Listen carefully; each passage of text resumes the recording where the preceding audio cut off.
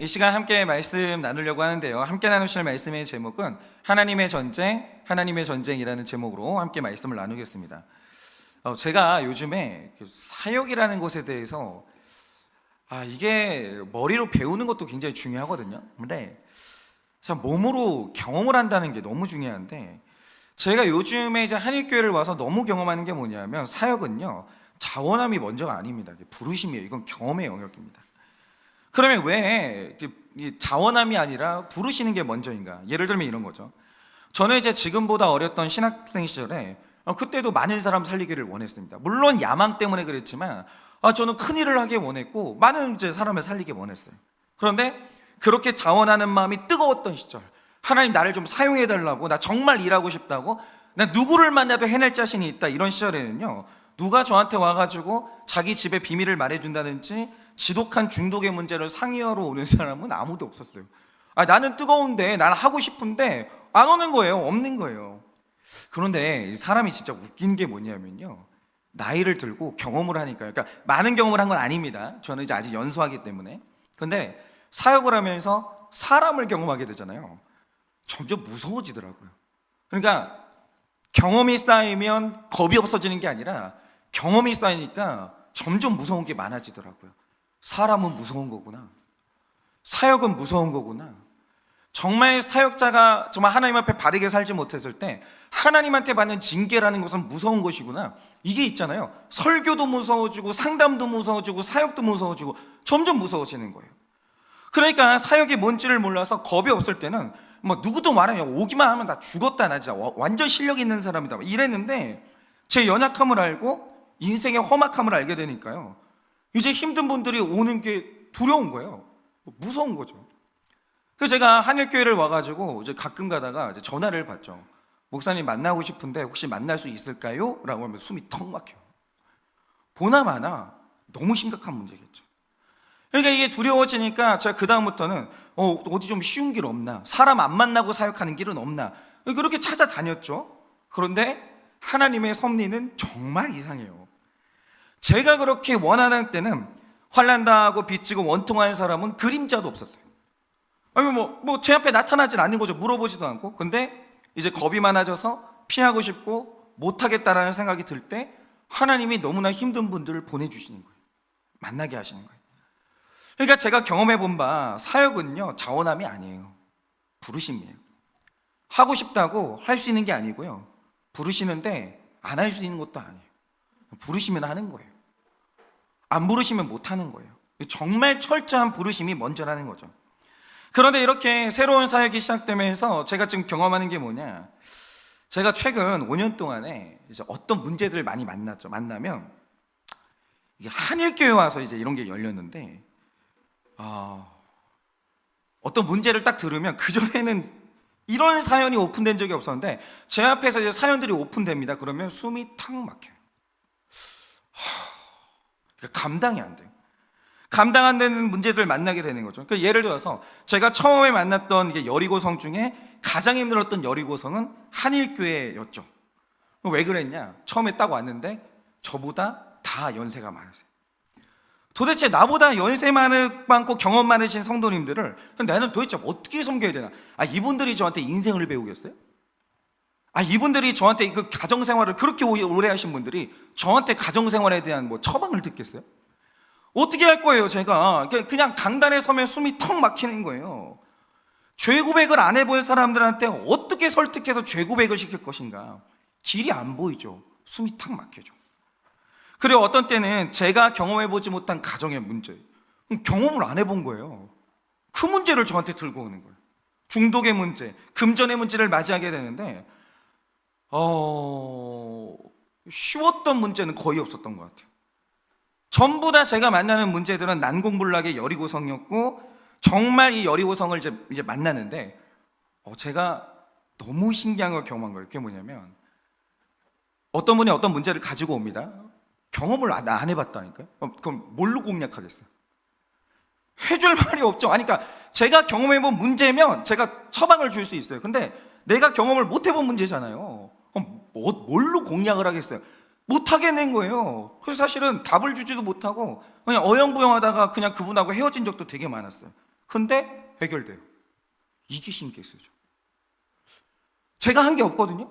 분명히 내가 한 게 없었는데 뭐 어떤 처방을 드린 것도 아닌데 해결돼서 와요.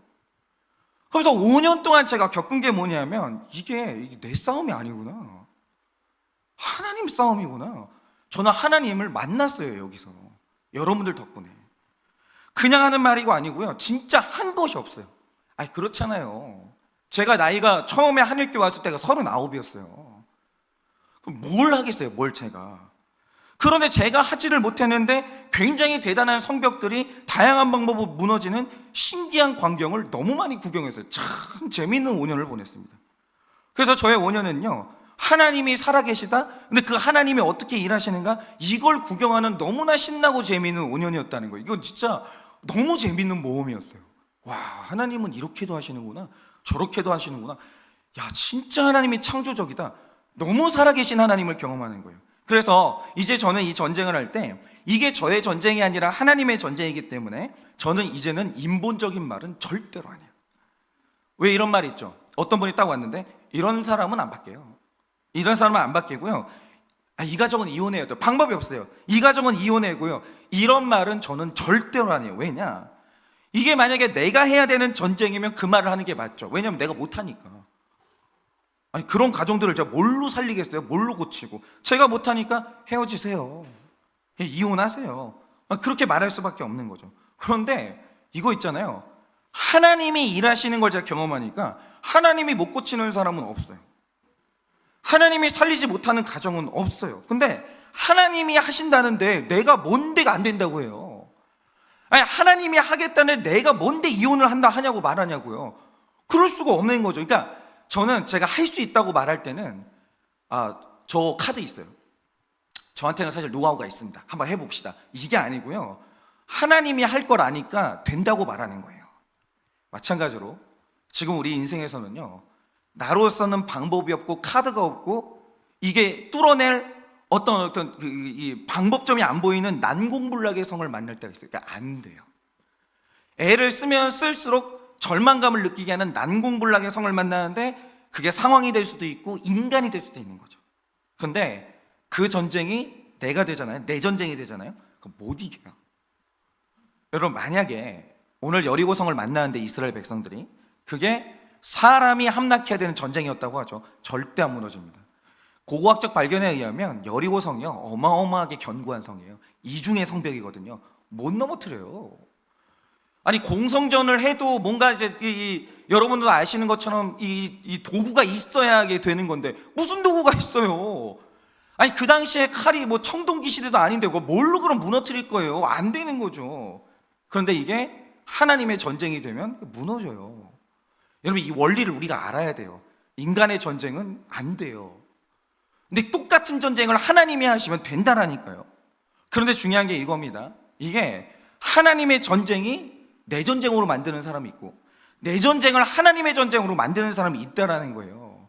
이게 중요한 거죠. 그래서 오늘은 나의 전쟁이 하나님의 전쟁이 된다는 게 뭔지, 그럼 그걸 그렇게 되는 원리는 뭔지 오늘 우리가 중요한 것을 좀 묵상하고자 합니다. 그러면 나의 전쟁을 하나님의 전쟁이 되게 하는 첫 번째가 뭐냐? 첫째로 하나님의 전쟁은 나를 거룩하게 하는 전쟁이라는 거죠. 1절 2절입니다. 이스라엘 자손들로 말미암아 여리고는 굳게 닫혔고 출입하는 자가 없더라. 여호와께서 여호수아에게 이르시되 보라, 내가 여리고와 그 왕과 용사들을 내 손에 넘겨주었으니 라고 합니다. 제가 사역을 하면서 저는 제가 아는 저는 가르쳐줄 힘이 없고 이제 딴 데 가서 배우면 되고, 제가 아는 모든 제가 사랑하는 동료 사역자들한테 이 사역을 꼭 하라고 저는 하고 싶어요. 왜 그러냐면 우리는 회피 안 하죠. 우린 중독의 문제나 죄의 문제에 대해서 직면하는 사역을 하거든요. 그래서 우리가 지난주에 이 중독에 대해서 묵상했었는데, 중독처럼 끊기 힘들고 수치스럽고, 중독의 문제는 이거예요. 그러니까 중독은 나랑 딱 붙는 문제. 이 중독이 힘든 이유가 뭐냐면 중독을 없애려고 하면 뜯어낼 때 내가 훼손이 돼야 돼요. 이거 굉장히 고통스럽습니다. 이 중독을 건드린다는 것은 이건 나를 건드리는 건데, 심지어는 그 중독이 나에게 어마어마한 쾌락을 주기 때문에 이거 잘못 건드리면 이거는 굉장한 문제가 생겨요. 그래서 이 중독처럼 이런 문제를 이제 다룰 때 만약에 묵상을 하면 반응은 중간 없어요. 딱 두 개로 딱 나뉘게 되는데, 일단 지난주에 제가 이제 경험했던 반응은, 첫째는 이런 설교를 들었을 때 마음이 높고 정신을 잃어버리는 거예요. 내 문제다, 내 얘기다, 이 중독이 내 문제다. 그러면서 마음이 열리고 무너지고 즉시 적용으로 가시는 분들이 있었어요. 내가 중독자고 다음은 우리 자녀야, 그러니까 말씀대로 미리미리 큐티하면서 중독을 이기는 체질을 만들어야 돼, 이렇게 마음이 열리고 그쪽으로 가신 분들이 있었다는 거죠. 그래서 제가 지난주에 보니까요, 그 말씀 듣고 즉시 적용하면서 큐티하시는 분들이 굉장히 많았습니다. 그러니까 지난주에는 각자의 큐티를 저한테 보내주시는 분들이 많았어요. 그러니까 말씀을 듣고 벌써 반응을 하는 거죠. 열린 거죠. 물론 2주일 이상 안 갈 건 알아요. 아는데 어쨌든 간에 말씀을 듣고 반응한다는 게 내 얘기로 들렸다는 게 대단한 겁니다. 그분들은 되는 거예요. 그러니까 매주마다 듣고 또 적용하고 이러면 되는 거예요. 인간의 이제 끈기가 그렇게 오래 가는 건 아니거든요. 그러면 한 주마다 갱신하면 되는 거예요. 그럼 되는 거예요. 굉장히 잘 가는 겁니다. 그러니까 마음이 활짝 열리시는 분들이 있어요. 무너지시는 분들이 있다는 거죠. 좋은 겁니다. 그런데 이런 설교는 극단적으로 정반대의 사람을 만들어내요. 그게 뭐냐면 수치심을 느끼죠. 이거 나 소중한 건데, 예를 들어서 나는 인생의 낙이 식사하면서 술 한잔 마시는 건데 술 마시지 말라는 거예요. 그럼 정말 그때부터 전쟁해야 돼요. 더 강박해지는 겁니다. 야, 저 봐라, 또 저 목사가 또 멀쩡한 사람 중독으로 몰고 간다. 그리고 이제 얘기를 하면 말하지 말라고, 나는 이거 중독이 아니고 내가 잠깐 즐기는 거고 내가 원하는 날 알아서 내가 끊을 거라고, 내가 알아서 할 테니까 건드리지 말라고. 그러면서 아무리 떠들어도 나를 설득하지 못한다라고 하면서 이런 분들은 더 큐티하네요. 이런 문제를 건드리면 더 강박하게 나가요. 그리고 더 심각한 회피로 나가는 거죠. 그런데 이런 중독과는 비교도 할 수 없는 심각한 문제가 죄 문제인데, 죄를 다루는 이 사역을 하다 보면요, 반응이 중간은 절대 없어요. 그런 반응은 없어요. 극과 극이었어요. 어떤 분들은 이 설교에서 말한 죄인이 나라고 하면서 회개하시고 삶의 변화가 일어나는 역사가 일어나요. 그러니까 죄를 말할 게 아니면 교회의 변화를 기대하면 안 돼요. 복음으로 죄를 치면 반드시 성도는 변화됩니다. 이거만큼 아름답고 이거만큼 보람된 사역은 없는 거예요. 변화가 일어나요.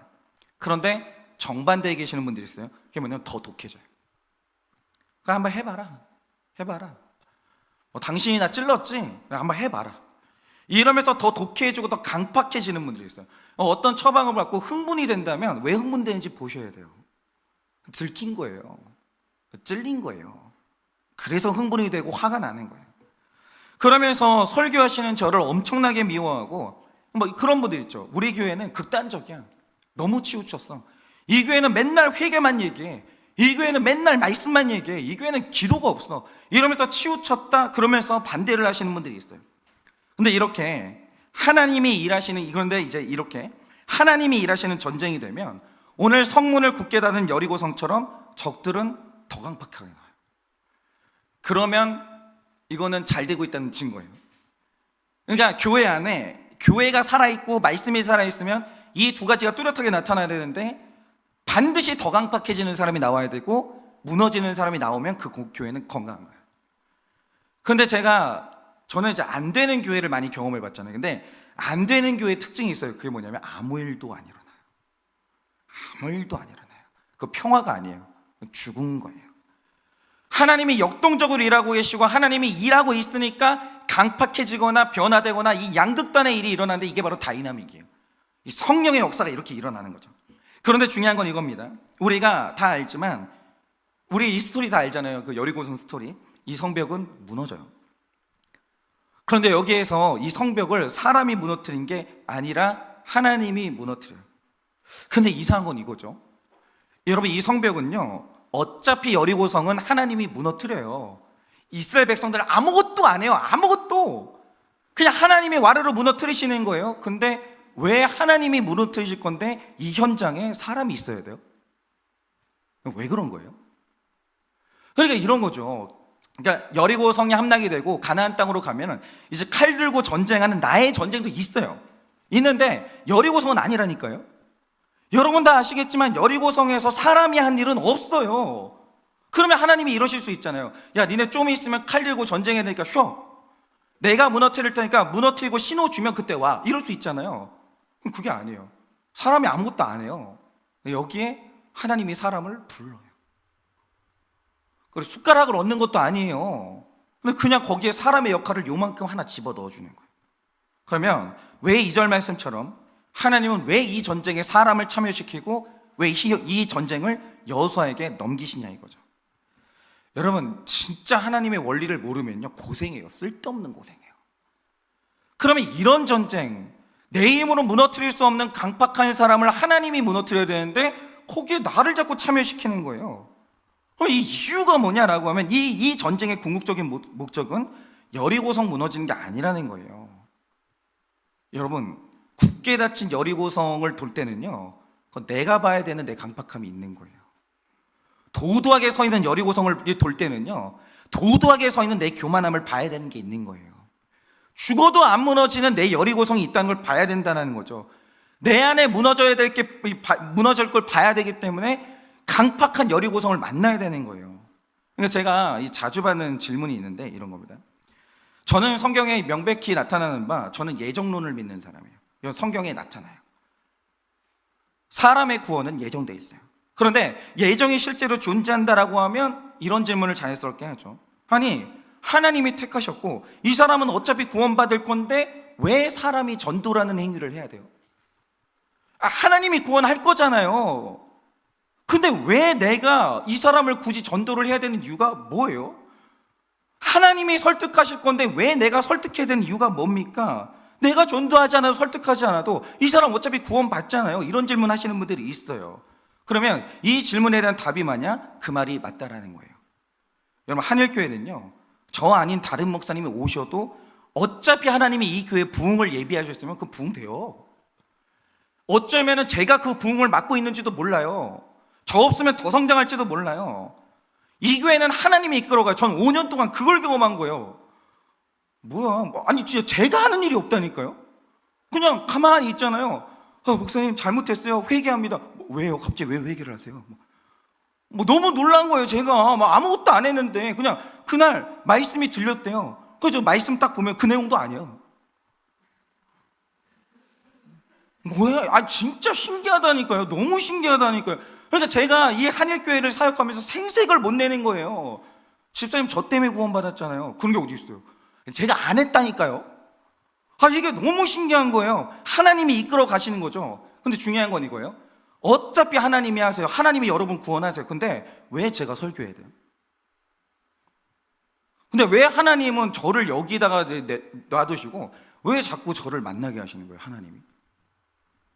제가 힘든 성도님들을 섬기면서 제가 하나님을 경험하고 제가 겸손하고 제가 구원을 받았기 때문에, 제가 늘 말씀드리잖아요. 힘든 성도님들 만나잖아요. 제가 그분들 변화시킨 게 아니라 그분들이 저를 변화시켜요. 저는 이거를 5년 동안 너무 경험을 한 거예요.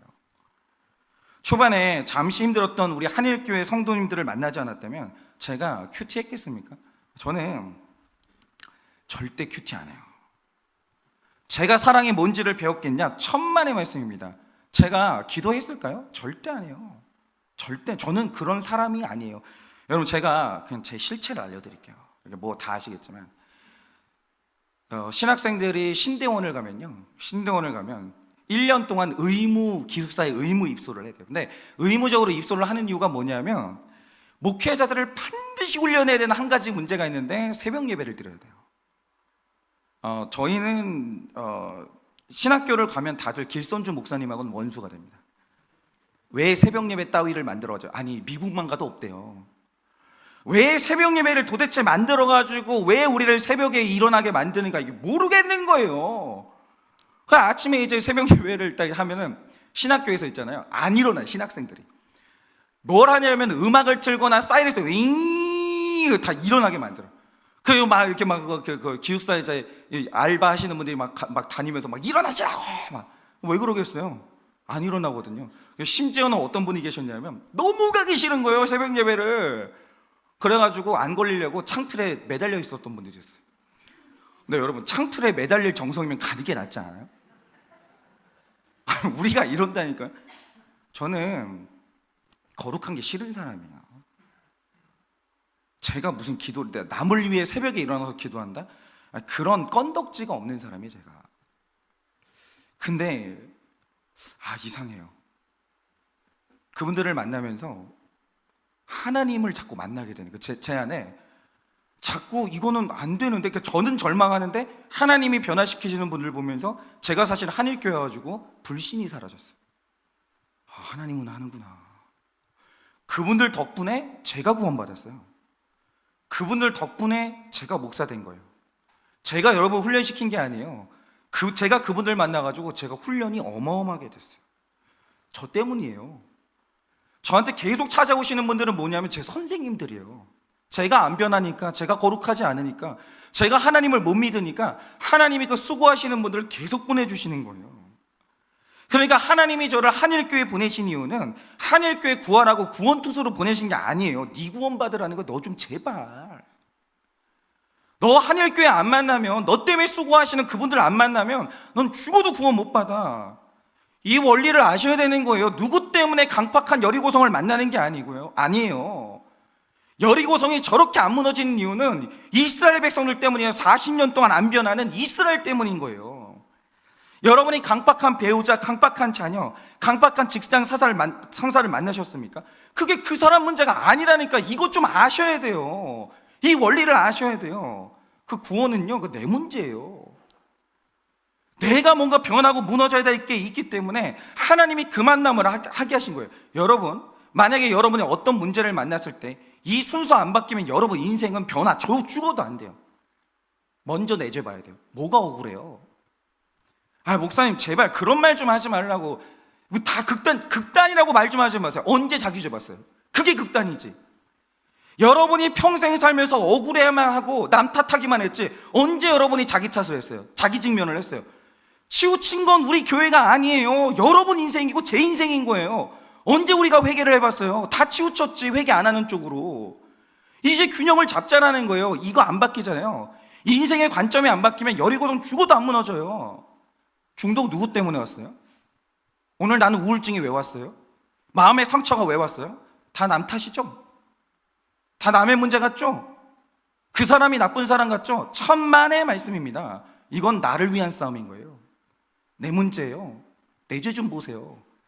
맨날 내 죄 본다고 치우쳤다고 하시죠? 그러니까 보시고 그런 얘기 하시라고요.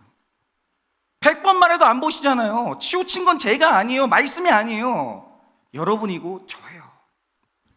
이거 바뀌어야 돼요. 여러분, 내 문제예요. 날 좀 봐야 돼요. 그래야 무너진다라는 거죠. 나를 안 보면 하나님은 절대로 나를 위해 싸워주지 않으세요. 그러나 내가 나를 보기만 하면 하나님은 그 다음에 여리고성을 무너뜨리시는 거예요. 적용 질문 드립니다. 내가 만난 강팍한 여리고성은 누구입니까? 내가 만난 강팍한 여리고성은 누구입니까? 이 만남의 목적이 택자인 나에게 있음을 아십니까? 이 만남의 목적이 택자인 나에게 있음을 아십니까? 강팍한 여리고성을 만나 깨져야 하는 내 강팍함은 무엇입니까? 강팍한 여리고성을 만나 깨져야 하는 내 강팍함은 무엇입니까?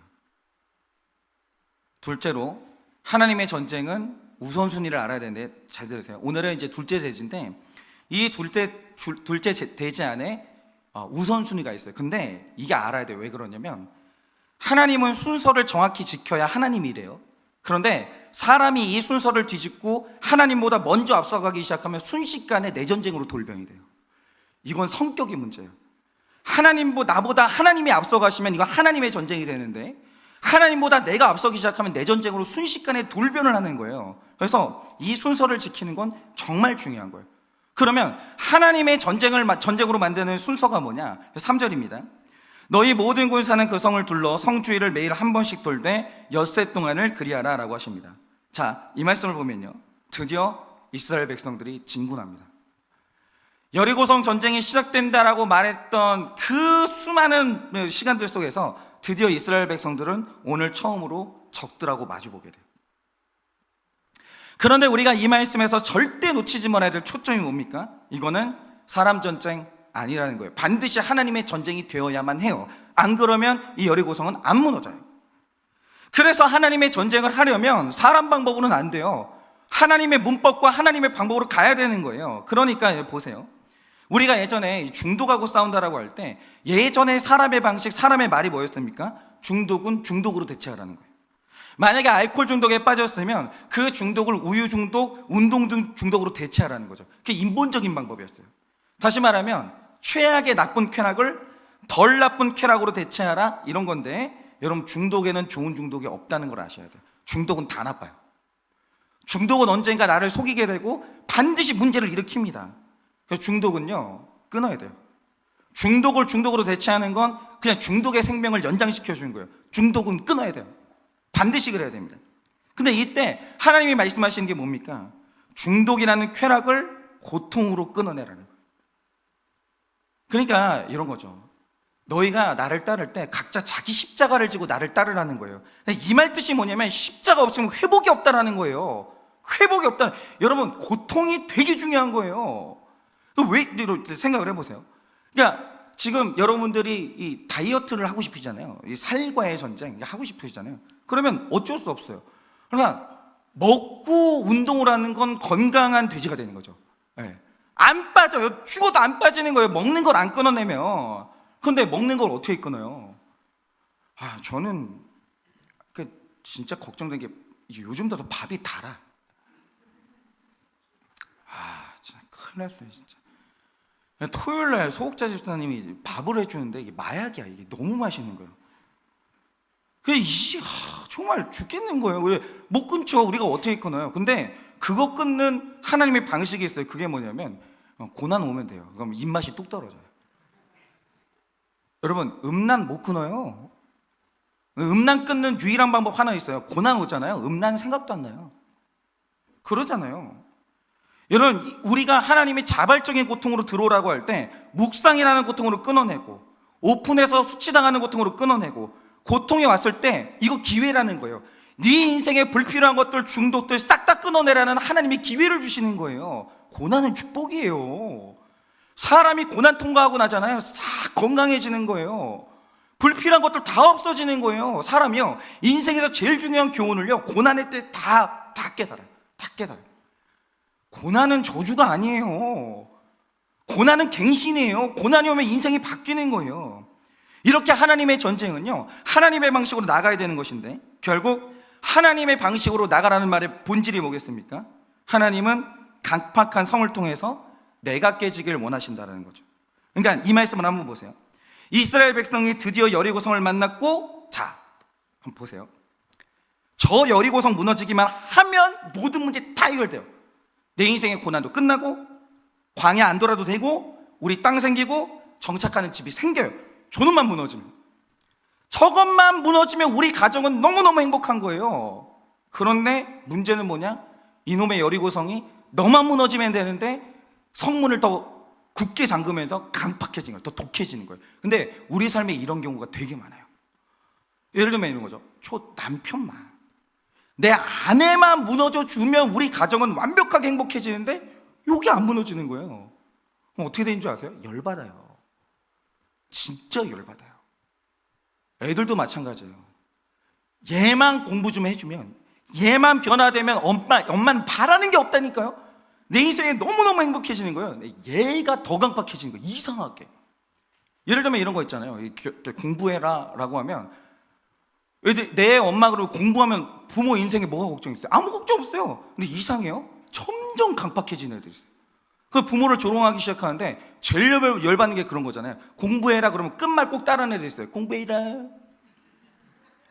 너 혼난다, 혼낸대. 그러면서 더 강팍해진 애들이 있는 거예요. 그리고 문을 걸어 잠그고 너무 독해지는 거예요. 우리 인생은 이 사람 반드시 만나요.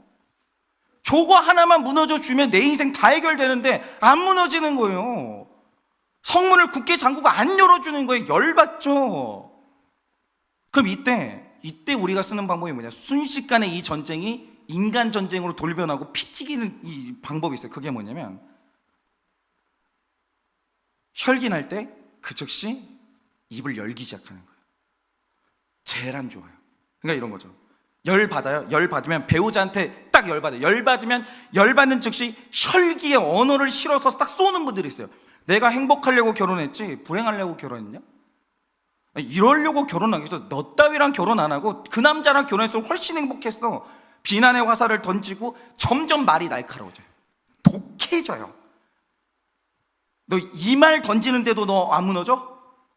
이 말 던지는데도 잘못했다고 안 해? 원망의 불덩이를 던지면서 상대를 굴복시키려고 하죠. 자녀 교육도 마찬가지예요.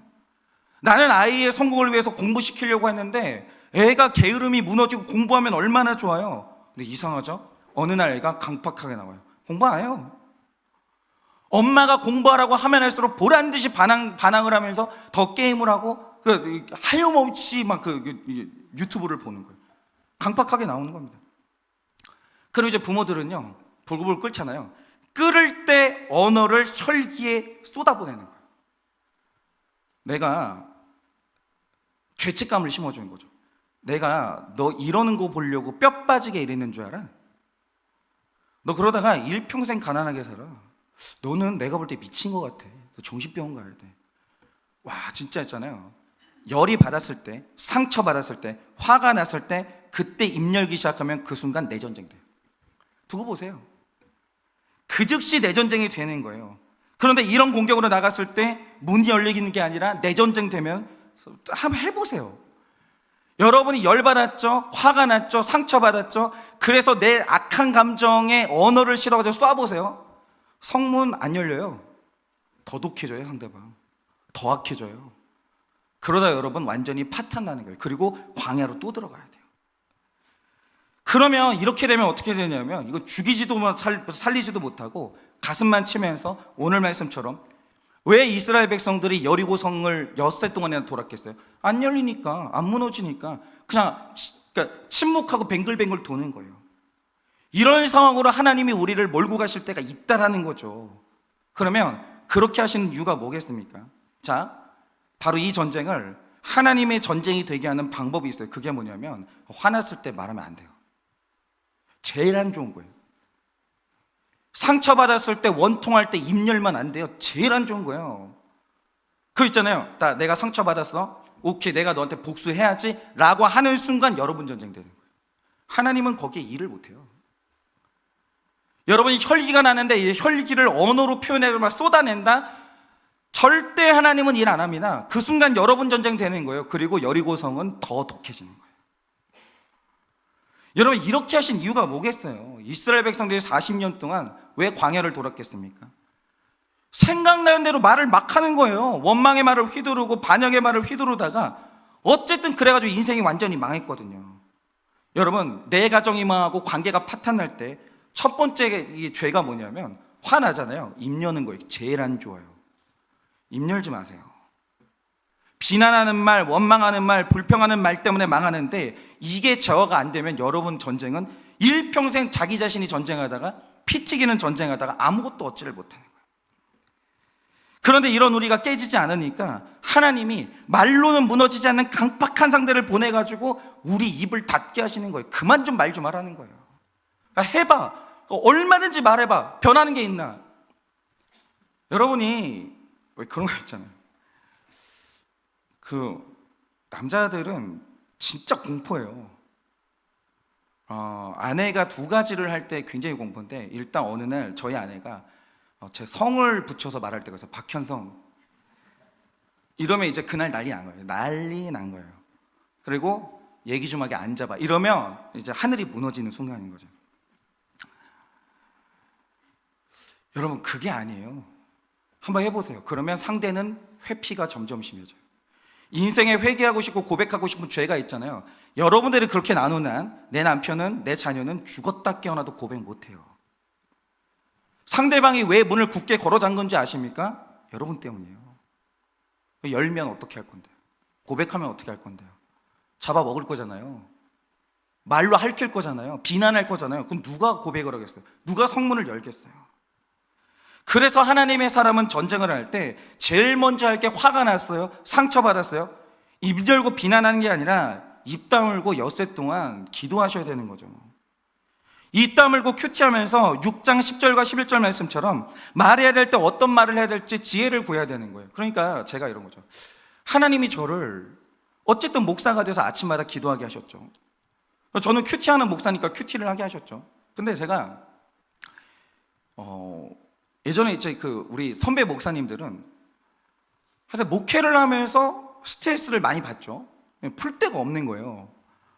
근데 이제 저도 이제 목회를 하다 보니까 그럴 때가 있어요. 그러니까 다 제 잘못이긴 하지만 매도당할 때가 있고 인신공격을 당할 때가 있고 내가 정말 열심히 이제 교회를 끌고 이쪽 방향으로 가려고 하는데 갑자기 사람들 몇 명을 저쪽 방향으로 끌고 가시는 분들이 있어요. 그럼 이제 정말 열받아요. 저도 일중심적인 사람이기 때문에 누가 나한테 반대한다 원한이 안 풀리는 기질이에요, 제가. 그러면 이제 그 순간 억울해요, 열받아요. 그럼 그 순간 제가 당장 얘기해야지 딱 할 때 하나님이 그걸 그때마다 못하게 하시는 거예요. 만약에 제가 화날 때마다 상처받았을 때마다 입 열었으면 교회는 끝장났어요. 근데 하나님이 그때마다 못하게 하시는 거예요. 그리고 가만히 있어, 기도해. 가만히 있어, 큐티해. 그러면서 고요하게 기도하고 큐티하는 시간을 이제 갖게 되는 거예요. 그러면 어김없이 일어나는 일이 뭐냐? 하나님이 언어를 바꿔주세요. 그러니까 상처를 받고 화가 나는 순간 먼저 내 말을 쏟아내면 내 전쟁 됩니다. 그런데 상처를 받고 화가 나는 순간 기도로 들어가면 하나님 전쟁으로 돌변해요. 그리고 하나님이 이길 수 있는 언어를 줘요. 이길 수 있는 깨달음을 주기 시작해요. 이길 수 있는 타이밍을 주기 시작하는 거예요. 이 순서를 지키셔야 돼요. 여러분, 사람한테 말해야 돼요. 우리는 직면해야 됩니다. 그 전에 기도가 먼저고 큐티가 먼저예요. 이 순서 뒤집어 엎으시면 여러분들은 순식간에 여러분 전쟁되고 살육이 일어나기 시작해요. 여러분, 화나면 날수록 오해가 쌓이면 쌓일수록 공격적으로 말하지 마세요. 입 열지 마세요. 그러니까 젊은이들 보면 연애하다가 헤어지잖아요. 그럼 꼭 있잖아요, 입 열어가지고 얘가 잘못했고 이런 식으로 말하시는 분들이 있어요. 사귀다가 헤어졌잖아요. 그때 제일 해야 될 게 입 다물어야 되는 때예요. 말하면 안 돼요. 즉시 기도로 들어가야 돼요. 큐티로 들어가야 돼요. 그리고 하나님께 언어를 구해야 되는 거예요. 방법을 구해야 되는 거예요. 그럼 이겨요. 반드시 이긴다니까요. 이것만 지키시면 하나님이 일하기 시작하는 거예요. 자, 그 다음에 4절에서 6절입니다. 제사장 7은 7 양각 나팔을 잡고 언약궤 앞에서 나아갈 것이요, 7째 날에는 그 성을 7번 돌며 그 제사장들은 나팔을 불 것이며, 제사장들이 양각 나팔을 길게 불어 그 나팔 소리가 너희에게 들릴 때 백성은 다 큰 소리로 외쳐 부를 것이라. 그리하면 그 성벽이 무너져 내리리니 백성은 각기 앞으로 올라갈지니라 하시매, 눈의 아들 여호수아가 제사장들을 불러 그들에게 이르되 너희는 언약궤를 메고 제사장 7은 양각 나팔 7을 잡고 여호와의 궤 앞에서 나아가라 하고 라고 합니다. 자, 순서 안 지키시면 여러분 전쟁 돼요. 순서 지키면 하나님의 전쟁이 되는 거예요. 첫 번째로 말씀드렸던 게 뭐냐면 여리고 성과의 전쟁 앞에서는 공격보다 앞서야 되는 게 침묵하고 기도해야 되는 거예요. 그러니까 7째 날에 정확한 타이밍에 외침을 주셨고 그럼 무너진다라는 거죠. 이게 먼저 돼야 되는 거예요. 그러면 그 다음으로 해야 되는 게 뭐냐? 여러분이 이 본문을 보시면요, 모든 중심에 말씀이 들어있는 언약궤가 있는데 이들이 지금 하고 있는 모든 행동은 전부 다 말씀대로 하는 행동이에요. 그러니까 이런 거죠. 아니, 여리고성이 앞에 있는데 왜 아무 말도 없이 엿새 동안 돌아요? 아니, 이렇게 이상한 행동이 어디 있어요? 근데 이스라엘 백성들이 이렇게 하는 이유가 뭐냐면 하나님이 말씀하셨기 때문이에요.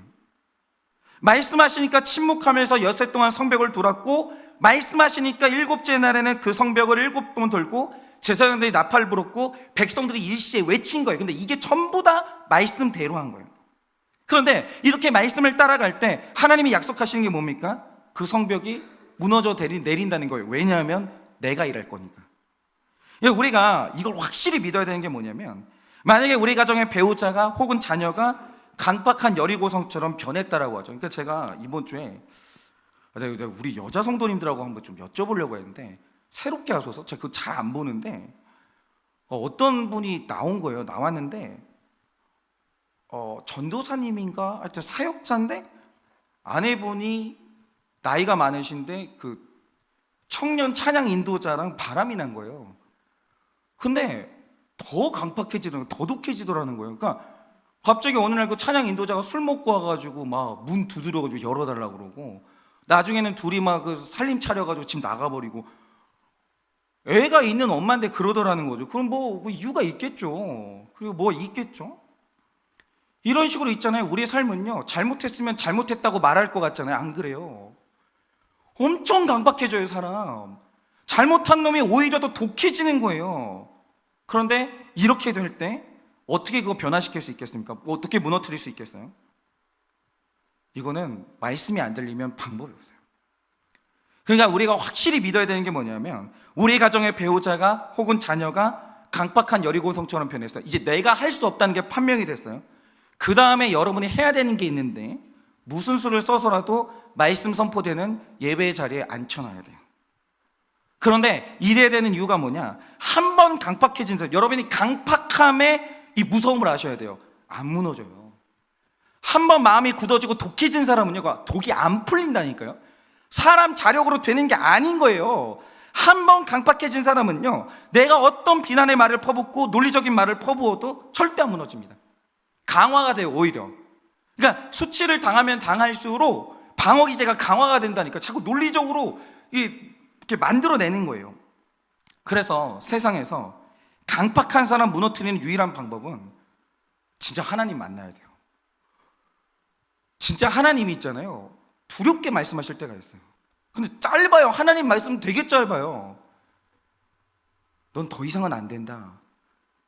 근데 말씀 중간에 말씀 한 토막만 들려도 사람이요, 너무 허무하게 무너져 내리는 게 있어요. 저희 형이 그랬잖아요. 저희 형이 그 한때 이제 운동권이어서 저희 형 주특기가 이제 화염병 던지는 거거든요. 이게 얼마 전에 캐나다에서 왔는데 듣고 있나 모르겠어요. 정말 저희 형 정말 시위 잘했습니다. 어쩜 그렇게 구호를 잘 외치는지. 막 잘했죠. 하나님 없다는 거예요. 무신론자였어요. 그럼 저희 아버지는 그 꼴 보냐? 못 보죠. 저희 아버지가 형 한번 패기 시작하면요, 강목 부러질 때까지 패요. 저희 아버지가 형 때릴 때 한번 이제 여기까지 해도 되나? 저희 형이 들을까? 저희 형이 24일로 올 것 같은데, 저희 형이 담배를 피다 걸렸어요, 아버지한테. 저희 아버지가 아주 침착하게 이제 강목을 가져온 다음에, 자, 100대 맞자. 100대를 다 채웠어요, 풀스윙으로. 그리고 저희 형이 어머니가 울면서 약 발라주려고 보니까 저도 봤거든요. 살이 내려앉았어요. 저희 아버지 무서운 사람이에요. 형이 바뀌냐? 안 바뀌어요. 끝났구나. 우리 형은 구원 못 받겠구나. 전 너무 좋았어요. 형이 사이가 안 좋아가지고 형이 지옥만 가주면 전 땡큐였거든요. 갑자기 있잖아요, 어느 날 형이 울고 다니기 시작하는 거예요. 전 봤다니까요. 형이 울고 다니기 시작하는 거예요. 그리고 제 앞에서 무릎 꿇고 사과하는 거예요. 너무너무 잘못해. 형이 잘못했다고. 물론 그날도 술 취하고 와가지고 그렇긴 했지만 어쨌든 형이 잘못했다고 미안하다고 펑펑 우는 거예요. 그리고 저희 형이 신학교를 가가지고 목사가 된 거예요. 저는요, 말씀의 능력을 봤어요. 방법이 없어요. 들려야 돼요. 그런데 강박한 사람이 말씀이 들려서 은혜 받았다라고 할 때, 또 옆에서 또 은혜 받으면 그새를 못 잡고 아내가 거봐 내 말이 맞지? 그러면 또 사람의 일이 되는 거예요. 그리고 여리고성이 복귀가 되니까 가만히 계시라니까요. 그러니까 여러분 힘으로 안 되는 강박한 사람이 있냐? 그러면 수단과 방법을 가리면 안 돼요. 여러분은 못해요. 용돈을 주든지 밥을 사주든지 평소에 갖고 싶었던 명품을 사줘서라도 말씀이 들리는 자리에 갖다 앉혀놔야 돼요. 안 그러면 그 인생 나락으로 가는 거예요. 여리고성은요, 말씀 들려야 무너지는 거예요. 말씀의 능력을 믿어야 되는 거예요. 그러면 하나님이 일하기 시작해요. 그리고 이 싸움에서 마지막으로 꼭 해야 되는 게 있어요. 이게 바로 화롱 점정인데 7절에서 9절입니다. 또 백성에게 이르되 나아가서 그 성을 돌되 무장한 자들이 여호와의 궤 앞에서 나아갈지니라 하니라. 여호수아가 백성에게 이르기를 마침에 제사장 7은 양각 나팔 7을 잡고 여호와 앞에서 나아가며 나팔을 불고 여호와의 궤를 따르는 그 뒤를 따르며 그 무장한 자들은 나팔 부는 제사장들 앞에서 행진하며 후군은 궤 뒤를 따르고 제사장들은 나팔을 불며 행진하더라 라고 합니다.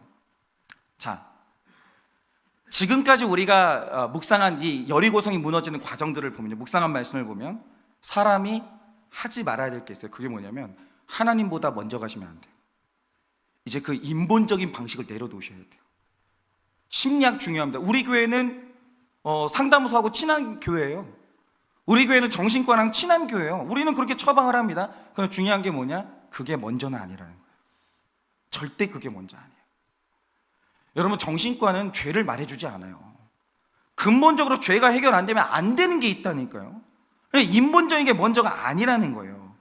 그런데 자, 사람이 하지 말아야 될 일이 있는 반면에 지금 이 말씀은 이제는 사람이 해야 되는 일이 있어요. 하나님의 역사는 이것의 예술인 거예요. 하나님이 하실 일이 있을 때는 내가 죽어지고 기다리고 나는 빠지는 거예요. 내가 해야 될 일이 있을 때는 나는 내가 해야 될 일을 해야 되는 거예요. 자, 말씀을 보시면 행군의 중심에는 말씀이 있습니다. 그런데 그 말씀 앞을 무장한 군인들이 둘러싸고 있으면서 말씀만 제사장들을 지키고 있는데 이거는 사람이 할 일이에요. 이건 사람이 할 일이에요. 지금 이 원리가 교회와 가정의 건강함에 있어서 정말 중요한데, 일단 우리가 강박한 여리고성과 전쟁할 때 나의 말과 설득보다 하나님께 지혜를 구하는 기도와 큐티가 먼저여야 되고, 내 힘을 알릴 때는 하나님이 일하시기를 기대하면서 예배를 회복하는 게 정말 중요해요. 말씀에 의지하셔야 돼요. 자꾸 여러분이 설득하려고 하지 마세요. 말씀 들려줘야 돼요. 말씀 있는 자리로 끌고 나오셔야 돼요. 말씀이 일할 거예요. 여기서 이제 나는 빠져야 되는 거죠. 그럼에도 불구하고 성화의 영역에서는 사람이 해야 될 일은 해야 돼요. 사람이 움직이지 않으면, 사람이 적용해야 될 때 하지 않으면 하나님이 일을 안 해요. 예를 들면 이런 거죠. 우리가 자녀를 기를 때 기도해 줘야죠. 예배 자리에 끌고 와서 이 아이가 예배 동안에 말씀을 들을 수 있도록 애를 써야죠. 그러나 잘 들으세요. 부모가 사랑해야 되는 일에 하나님이 그거 대신 안 해요. 어린 자녀를 위해서 내 시간을 희생하고 눈 마주치고 몸으로 놀아주고 사랑을 표현하는 일은 하나님이 대신 안 해줘요. 그거는 인간 부모가 해야 되는 일이에요. 여러분이 아무리 기도를 열심히 하셔도 내 자녀들한테 부모가 줘야 될 사랑을 안 주잖아요. 걔는 아파요. 그 얘네들이 어느 날 하는 말이 뭐냐, 엄마 아빠는 예수 믿고 나한테 해준 게 뭐야? 이런 말 듣게 되는 거예요. 그리고 걔네들이 오히려 더 강박해지는 거예요. 여러분이 하셔야 할 일들은 죽어도 하나님이 대신 안 해주세요. 배우자도 마찬가지입니다. 맞아요. 우리는 내 배우자의 하나님이 될 수 없어요. 그렇기 때문에 우리가 배우자의 문제를 다 해결해 줄 수는 없어요. 그러나 남자의 자존감을 세워주는 건 아내의 복종밖에는 없어요. 아내가 해야 될 복종을 안 하고 남편에 대해서 비방하고 남편을 무시하는데 남편의 자존감이 세워질 수 있냐? 그런 일은 안 일어납니다. 사람이 해야 될 일은 사람이 해야 되는 거예요. 남편들이 죽어 있다 이유가 뭐냐? 아내들이 자기 할 일을 안 한 거예요. 하나님은 일 안 해요. 내가 할 일을 내가 하지 않으면. 남편들도 마찬가지죠. 아내가 왜 불행해요? 오늘 우리 아내들이 왜 슬퍼요? 죄송한데 남편이 안 해주는 사랑을 하나님이 대신 사랑 안 해줘요. 남편 왜 세웠는데요? 사랑하라고요. 그 사랑을 하나님이 대신 안 해주신다니까요. 내가 오늘도 이 가정이 회복되기를 원하면 이 아내의 그 차가움, 아내의 독설, 이게 해결되기를 원하면 남편들이 사랑을 해줘야 되는 거예요. 그거는 하나님이 대신 안 해주는 거예요. 성화의 영역에서는요, 내가 해야 될 일이 있고 내가 지켜야 될 내 가정의 영역이 있는 거예요. 그런데 이거는 교회도 마찬가지입니다. 교회는요, 하나님이 일하세요. 근데 너무나 중요한 사람의 역할도 있는 거예요. 교회는 인간 목사가 주인 아닙니다. 하나님이 주인이죠. 그건 너무 명확한 사실이에요. 그러니까 저 같은 목사는요, 자신을 지키는 게 내 일이에요. 저는 하나님이 그냥 지켜줘요? 내가 아무 노력도 안 하는데? 아니죠. 내가 나를 지켜야죠. 그러니까 저는 지금 또 혼자 막 소름 끼치는데, 어저께 처음 들었어요. 제가 신학교를 다닐 때 너무 존경했던 목사님이 있어요. 그러니까 신학교 다녔던 그 제때 신학교 다녔던 학생들 중에 이분 책을 안 읽어본 사람은 없어요. 그분이 넘어졌어요. 가만히 있으면은 저희가 제 자신이 지켜줘요? 제가 음란이 있는데? 나 돈 욕심이 있는데? 야망이 있는데? 그럼 나는 어느 날 가만히 있으면 내 자신이 그냥 성화가 돼요? 아니에요. 아니 교회 곳곳에다가 CCTV 달아는 이유가 뭔데요? 최소한 적어 있는 동안에는 제가 죄를 못 짓는 거예요. 다 기록이 되니까 노력을 해야죠. 그건 내 일인 거예요. 그리고 중요한 건 하나님이 인간 목사를 말씀의 통로로 세우셨기 때문에 목사가 죄 짓고 넘어지면 너무 많은 사람이 상처받아요. 그건 사실이죠. 그래서 바르게 살아야 되는 건 제 일이에요. 하나님 제가 넘어졌지만 우리 교회는 지켜주세요. 그런 게 어디 있어요? 목사가 넘어지면 얼마나 많은 사람이 상처받는데 양심적으로 살아야죠. 정말 내려놓으려고 애를 써야 돼요. 그건 사람의 일이에요. 근데 동시에 이 말씀을 둘러싼, 이 교회를 둘러싼 여러분의 역할도 너무너무 중요한 거예요. 예를 들면 이런 거예요. 오늘 말씀이 본문이 그런 내용이니까 여러분이 저를 싫어하실 수 있어요. 당연히 그렇죠. 저는 부족하기 때문에 여러분이 저를 비방하실 수 있죠. 저를 반대하실 수도 있어요. 그런데 중요한 건 이겁니다. 순서가 있어요.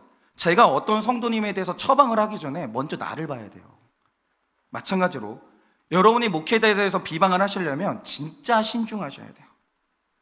일단 내가 그 비방을 하는 이유가 저 목사님이 말씀에서 벗어나서 비방하는지, 아니면 이 목사님이 전하는 메시지가 내 마음을 찔러서 내가 지금 저 사람한테 반감이 드는 건지, 이런 거 하나하나를 먼저 큐티하시고 기도하세요. 목회자 비방하면 하나님이 치신다, 절대 아니에요. 그런 일은 없어요. 그런 두려움에 빠지지는 마세요. 근데 중요한 건 뭐냐면 여러분이 원칙에서 빗나가시면 하나님은 징계하죠. 저도 마찬가지예요. 왜 이런 거 있잖아요.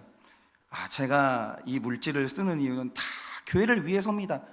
그게 진짜면 하나님이 지지하시겠지만, 목사가 아무리 그런 식으로 말해도 그 마음의 중심이 비틀어져 있으면 하나님이 그 목사님을 치시는 거예요. 어쩔 수가 없죠. 여러분 자신도 마찬가지예요. 왜일까요? 왜요?